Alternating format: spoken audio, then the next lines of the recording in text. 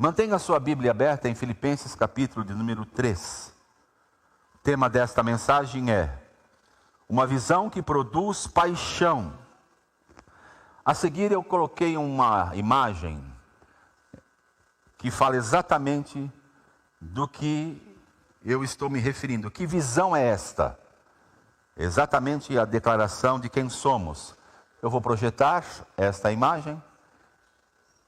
Ela está com o fundo desta linda mesa de ceia dos nossos irmãos Davi e Wanda e Nádia, que tem feito aqui um trabalho bonito de decoração. Vocês gostaram desta mesa de ceia? Vocês acharam ela mais bonita? Muito mais assim, charmosa, né? Eu achei ela assim muito linda. Eu gosto de coisas bonitas. E ali tem uma declaração que é a visão desta igreja. Você consegue ler? Dá leitura para você poder ler em voz alta aí comigo? Vamos juntos no 3. 1, 2, 3.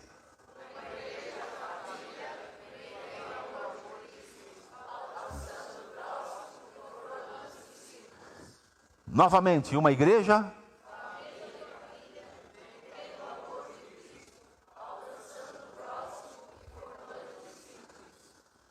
Esta é a visão que produz até hoje no meu coração paixão. Desde o primeiro dia em que eu fui alcançado, eu entendi ao ouvir que a igreja que eu estava participando era uma família. Não era um amontoado de pessoas. Era uma igreja que, nos moldes bíblicos, ela é conhecida como uma família. Este sempre foi o projeto de Deus. Deus estabeleceu com o primeiro casal, Adão e Eva, o sonho do coração dele, uma família. Esse sonho foi interrompido pelo pecado. Mas Deus não desistiu do sonho dele. E Deus insistiu isso com Noé, insistiu isso com os patriarcas. E ele definitivamente resolveu o que todos os que antecederam não conseguiram em Jesus. Deus, o nosso Pai, concluiu o plano dele. E o plano dele é Romanos capítulo de número 8, verso de número 29. Uma família com muitos filhos semelhantes a Jesus, ao primogênito. Então nós fazemos parte de uma família. Por isso a declaração, Beth, por gentileza, coloque novamente a imagem. Fala de quem somos, não é o que nós queremos ser. Nós temos claro de que a comunidade da graça, ela é uma igreja família, é uma igreja, portanto, de relacionamentos, de pessoas que convivem juntas, pessoas diferentes, culturas diferentes, criações diferentes, mas uma família. Uma família onde a gente aprende a respeitar as diferenças. Nós não somos uma fábrica em que entra a matéria-prima de um lado e sai em série do outro lado a mesma coisa. Não. Numa família, as pessoas não são iguais. São diferentes, pensam diferentes, têm comportamentos diferentes, cresceram de forma diferentes, em lares diferentes, mas nem por isso elas deixam de ser família. Nós precisamos, e eles me pediram para eu falar isso com mais clareza e detalhe, de que o que me fez um dia entrar num um lugar, um auditório, ouvir uma mensagem chamada Evangelho, e ter sido alcançado e permanecer até hoje, foi ouvir da boca de um homem que a igreja é a extensão da sua casa. Se você me perguntar qual foi a mensagem, eu não vou lembrar. Mas uma coisa eu há 40 e poucos anos lembro: a igreja é a extensão da sua casa. Eu disse: se a igreja é uma extensão da minha família, é um lugar para eu frequentar. É um lugar para eu estar com pessoas diferentes. Você recebe pessoas diferentes na sua casa? Sim ou não? Não nasceram na sua família, mas você as recebe. Assim somos nós. E o que mais Deus deixou claro para a comunidade da graça? Uma família que tem como objetivo viver o amor de Cristo. Porque viver o amor humano não dá certo. O meu e o seu amor humano são muito pequenos, limitados. Mas o amor de Cristo não. Paulo, quando fala sobre o amor de Cristo, ele fala em 1 Coríntios 13, que o amor de Cristo não busca os seus próprios interesses, não se ufana, suporta tudo. E ele termina dizendo que o amor de Cristo nos constrange. É o amor que um dia eu recebi de Jesus que me constrangeu a estar na igreja nesses 40 e poucos anos. Mas a declaração que me apaixonou e que me faz ficar até hoje e até o último dia da minha vida, vai adiante. Com que propósito eu sou uma família junto com você que ama a Cristo? Com a missão de alcançar as pessoas como um dia eu fui alcançado. Eu vivia no mundo sem Deus. Eu vivia separado de Deus. Eu não tinha experiência nenhuma com Deus. Eu não vim de um lar que tinha alguém que pudesse me ensinar o que hoje a gente aprende e recebe aqui. Pelo contrário, minha família era católica espírita, não era nenhuma coisa nem outra. Então eu quando entrei num ambiente como este que nós estamos, e que eu ouvi que a igreja é uma família, e que o amor de Deus pode ser derramado no meu coração, como diz Romanos capítulo 5, verso 5. E de que esse amor de Cristo constrange. Constrange como? Como diz o texto em Coríntios, julgando nós isso. Um morreu por todos, logo todos morreram. E ele morreu para que os que vivem não vivam mais para si, mas vivam sim para aqueles que por ele morreu e por ele ressuscitou.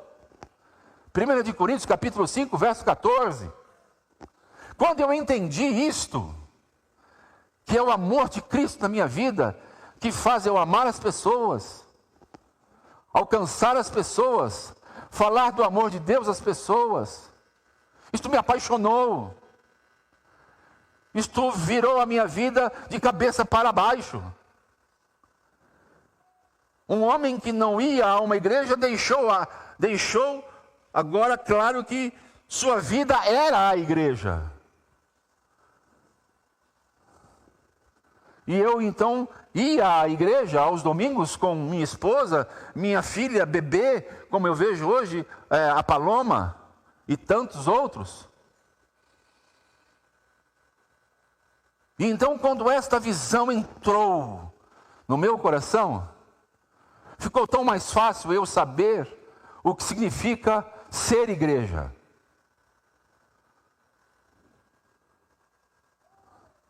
Ser igreja e na comunidade da graça é ser membro, é fazer parte de uma família. é experimentar o amor de Cristo. Como? Na vida uns dos outros. É todos alcançarem as pessoas que estão indo para o inferno, irmãos. Esta semana eu recebi aqui neste prédio um fornecedor para tentar arrumar os nossos equipamentos. Ele falava que me conhecia há anos. Eu disse: você me conhece? Sim, te conheço. Você não lembra de mim. Mas uma vez eu estava vivendo um momento crucial na minha casa, no meu casamento. Eu entrei em casa, a minha esposa estava com um punhado de remédios para tomar e dar fim da vida. E eu, desesperado, liguei para a comunidade da graça. E lá havia um conselheiro. Coitadinho dele, era eu que estava lá. E ele disse que você me ouviu, e você me aconselhou, e você me orientou. Naquele dia em diante eu voltei para minha casa, a minha esposa não se suicidou. Naquele dia eu tomei uma decisão, eu passei a ser um homem, um esposo, um marido, fui fazer faculdade, me tornei um engenheiro, e hoje eu tenho a minha empresa. Ele dizia aqui para mim, terça-feira, eu entendi, irmãos, o que significa a visão que me apaixonou esses anos todos. Ser uma família. Como Jesus disse, com muitos filhos. Somos filhos do mesmo Pai. Somos irmãos mais novos do nosso irmão mais velho, que é Jesus Cristo, irmãos. Então fica tão simples falar sobre o que me apaixona. O que me apaixona não é o futebol, não é o meu time. O que me apaixona é entender e viver a visão desta igreja, que não é perfeita. Desde o momento em que eu pus os pés, e você também, a comunidade da graça se tornou imperfeita, porque nós somos imperfeitos. Mas Filipenses 1,6 diz que aquele que começou em você e em mim uma boa obra, está aperfeiçoando até o dia de Cristo Jesus. Mas a declaração de visão, projeta para mim, por gentileza, Beth, diz que depois que eu entendi que eu faço parte de uma família, e que o amor de Jesus agora se expressa nesta família, e que eu agora tenho como missão falar desse amor às pessoas, aquelas que ainda não foram alcançadas. Uma vez alcançadas, o grande objetivo é vê-las transformadas em discípulos de Jesus. Não em meus seguidores, mas em discípulos de Jesus. Então, como é que se faz isso na prática? Vamos olhar para a vida de Paulo, Filipenses capítulo 3. Olhe comigo esse texto. Filipenses capítulo 3.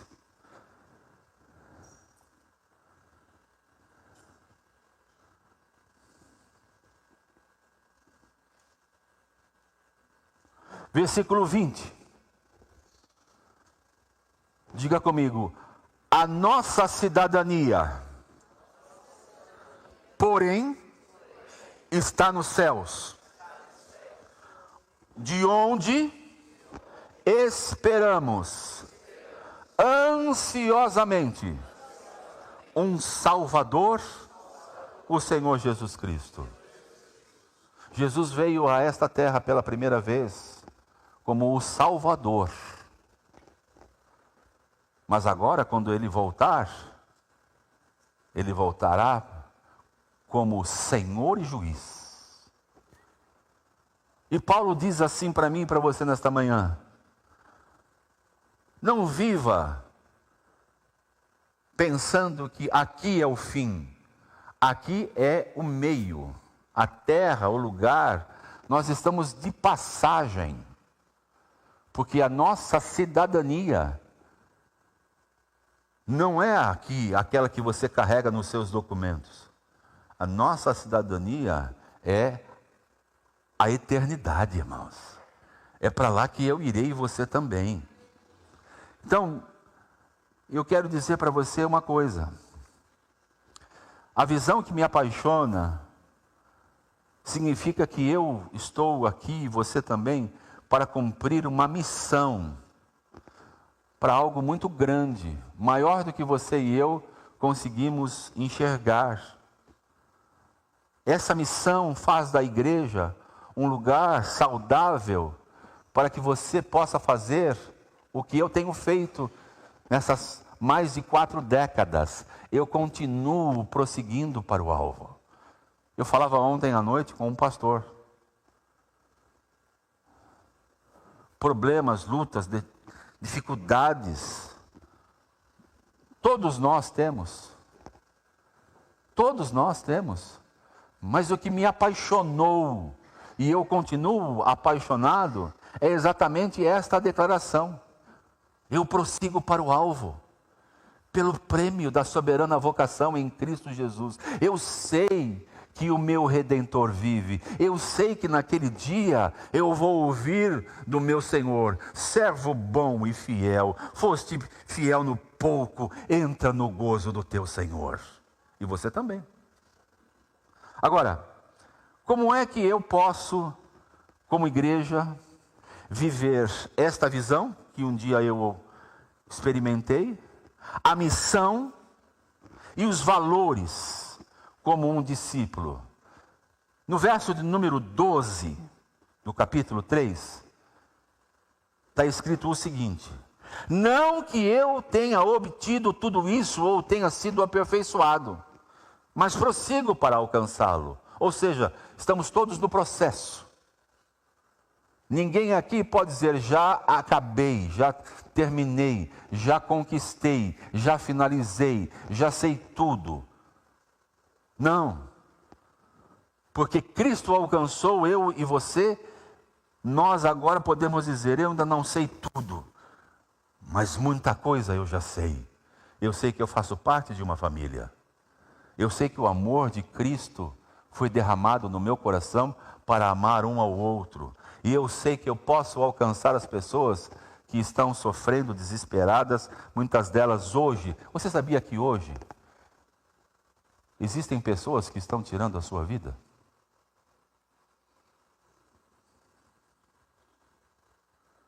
Eu estava aqui e acabei de receber um texto que nós vamos orar no final, de um grande amigo meu, muito amigo meu. E ele dizia para eu e a Nath orarmos por ele, porque amanhã, às 7 horas, ele vai sofrer uma intervenção cirúrgica gravíssima. Então nós temos problemas, irmãos. No meio do louvor eu recebi esse WhatsApp. Então, diga comigo: a visão que me apaixona faz eu correr para o futuro. Número 2, a visão que me apaixona faz eu deixar o meu passado para trás. E eu noto que muitas vezes as pessoas continuam carregando o seu passado. Olha o que Paulo diz no verso 13: irmãos, não penso que eu mesmo já o tenha alcançado, mas uma coisa eu faço, esquecendo-me das coisas que ficam para trás e avançando para as que estão diante de mim. Ele estava dizendo: eu não fico olhando para o que aconteceu. O que aconteceu pode não ter sido muito bom. Você pode não ter sido bem-sucedido. Mas não adianta nada você olhar para trás, porque o passado você não muda, e nem eu. Esta é a visão que me apaixona. Eu fico assim, por vezes, com urticária, quando alguém se lembra da Comunidade da Graça no passado. Foram coisas memoráveis que aconteceu. Vou dar um exemplo. Nós tínhamos um trabalho evangelístico que era nos teatros. Fizemos em 3 deles aqui na cidade de São Paulo. Faziam filas nas ruas para que as pessoas pudessem ouvir o evangelho. Era um avivamento que estava acontecendo. O último teatro foi o Centro do Professorado Paulista. Quantas vezes eu na fila, chegava no trabalho mais cedo, ia para a fila e não conseguia entrar, porque tinha um número limitado de lugares naquele lugar. Mas passou. O Adhemar de Campos gravou LPs. Passou. Depois gravou CDs. Passou. Hoje temos as plataformas digitais. Então não viva do passado. Paulo não viveu do passado. E eu e você não podemos viver também do passado. A visão que me apaixona e deve apaixonar você é aquela que nós estabelecemos alvos de fé. Quando Paulo diz no verso 14, prossigo para o alvo, o que ele estava querendo dizer? Eu estou estabelecendo aqui alguns passos para viver. Eu não vou viver do passado, mas eu tenho uma estratégia, eu tenho um plano. Eu tenho aqui algumas coisas que eu preciso pôr em prática. Em quarto lugar, a visão que me apaixona e deve nos apaixonar é aquela cuja motivação sempre foi e sempre será Jesus. A nossa motivação não pode, eu vou para a igreja para arrumar emprego. Eu vou na igreja para orarem pela minha doença. Eu vou na igreja para eu resolver um problema. Não, eu vou na igreja por causa de Jesus. Ele é a minha motivação. Eu adoro por causa de Jesus. Eu prego por causa de Jesus. Eu vou à célula por causa de Jesus. Jesus é a minha motivação. Paulo diz, a fim de ganhar o prêmio do chamado celestial. A motivação é essa, irmão, e sempre será. A visão que deve nos apaixonar, porque um dia me apaixonou, é aquela que vai levar você e eu a avançar, a viver em unidade, e depois de viver em unidade, se tornar um crente maduro. Você não pode estar na igreja há muito tempo e não ser alguém maduro.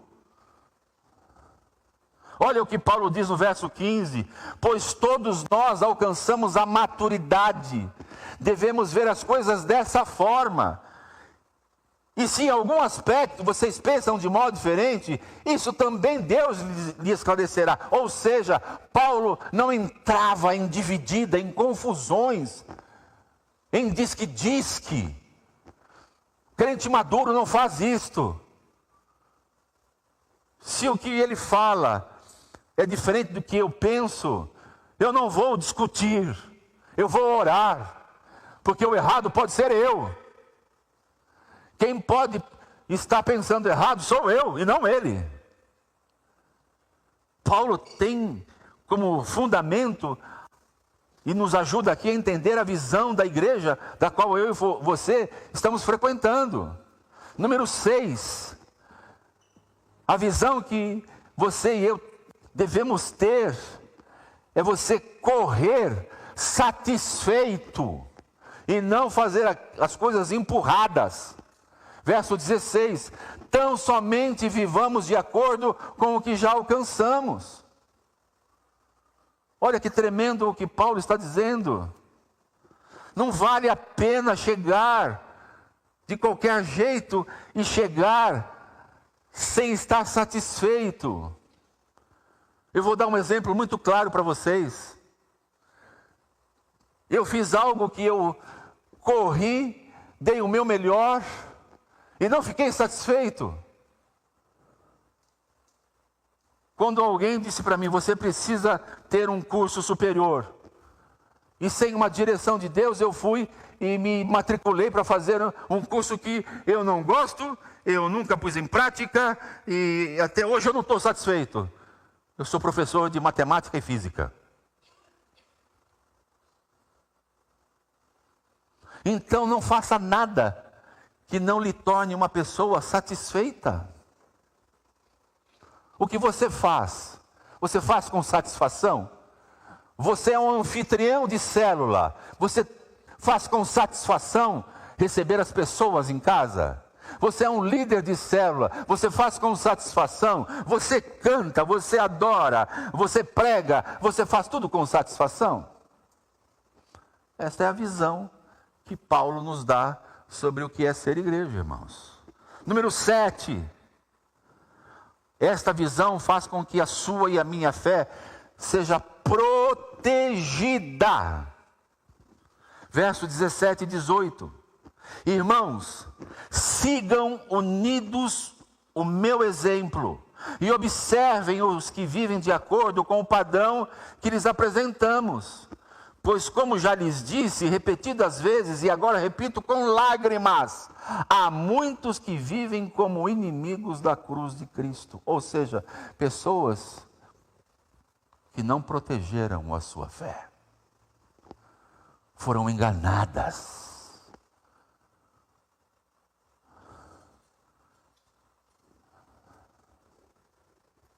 Foram enganadas. Número 8. A visão que um dia Deus deu a esse ministério, e eu me apaixonei, é que eu jamais deveria perder o foco. Deixa eu abrir um parêntese aqui. Eu estava na conferência agora, neste último final de semana, e eu ouvi uma mensagem em que Davi foi para a guerra, porque Davi, no início desta guerra, tinha uma motivação correta. Quando ele voltou, todas as mulheres e filhos dos seus soldados haviam sido levadas como reféns. Davi se angustiou, os amigos e soldados queriam matá-lo, e Davi faz 3 coisas. Ele se fortalece orando, citando a palavra e cantando. E em seguida ele vai ouvir a Deus. E aí Deus diz: agora você vai à guerra e eu te darei a vitória. O que isto tem a ver com a visão para nós vivermos vitoriosamente? Quando você perde o foco na sua vida cristã, quando você vem à igreja, vai à célula, e a motivação e o foco deixa de ser Cristo para ser outra coisa, você está em sérios problemas. Sérios problemas. Você precisa voltar e dizer: o meu foco é Cristo. O foco da minha vida é Cristo. Recebi agora um casal de noivos, orei por eles. E disse para eles: se você não for o sacerdote da sua nova família, o profeta da sua família e o provedor, o rei da sua família, você pode começar o seu casamento errado. E orei por eles. Eles não vão ficar aqui conosco. Eles vão frequentar uma outra igreja. E eu os abençoei. Eu os chamei aqui. Eles queriam que eu fizesse o casamento deles. Infelizmente eu tinha já uma agenda aí que não poderia ir. Eles vão casar em Ubatuba. Até pensei no Ronaldo e na Silmara fazer o casamento deles. Mas sabe uma coisa que me chamou a atenção? Eles vieram aqui. E quando ele ouviu isto, esse moço começou a tremer e chorar. e dizer: nunca vi isso. Nunca ninguém me disse isso. E ele nasceu na igreja.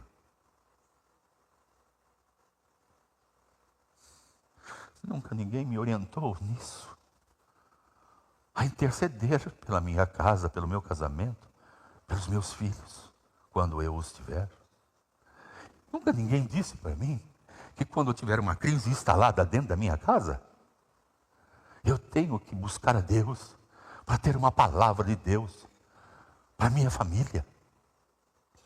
Eu nunca ouvi que eu deveria ser o provedor da minha casa e não sobrecarregar a minha esposa. Eu disse: pois é, mas esta é as funções de um marido, esposo. Penúltimo, a visão que a comunidade da graça produz, carrega e me apaixonou é essa: em reafirmar a soberania de Cristo. Paulo fala assim no verso 21. Pelo poder que o capacita a colocar todas as coisas debaixo do seu domínio, ele está dizendo: confie a sua vida, confie seu casamento, confie a vida dos seus filhos, confie tudo naquele que é o Todo-Poderoso, que domina sobre tudo e sobre todos. Sabe, irmãos, essas verdades que eu estou compartilhando é muito mais do que colocar na parede uma igreja família vivendo o amor de Cristo, alcançando o próximo e formando discípulos.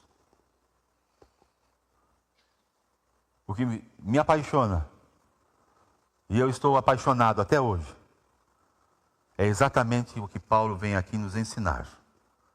E por último, e com isso eu queria que você já ficasse em pé. Ele diz no verso 21, Ele transformará os nossos corpos humilhados, tornando-os semelhantes ao seu corpo glorioso. Ele está querendo dizer o seguinte: tenha esperança de que numa igreja como esta, você pode chegar como está, mas não continuará como está. Será transformado. Transformado. Sabe, irmãos, eu passaria o dia falando de áreas na minha vida, na minha família, no meu casamento, na educação que eu dei à minha filha, que está aqui à frente, em que o Senhor nesses anos vai transformando, vai moldando, vai formando de novo. Sabe, irmãos, eu sou apaixonado por esta visão. Eu não me vejo em outro lugar. Eu não estou dizendo que em outros lugares não tem visão que seja de Deus. Não me entenda errado. Mas eu quero dizer uma coisa para os irmãos. Se tem algo que um dia eu entendi, foi que eu estava fazendo parte de uma igreja, e que essa igreja, ela seria conhecida como uma família, não como um amontoado de pessoas. Como a gente costuma ouvir por aí, uma igreja cheia de pessoas vazias. Eu entendi um dia que fazer parte de uma família é conviver e as pessoas também conviverem com alguém tão limitado, tão imperfeito.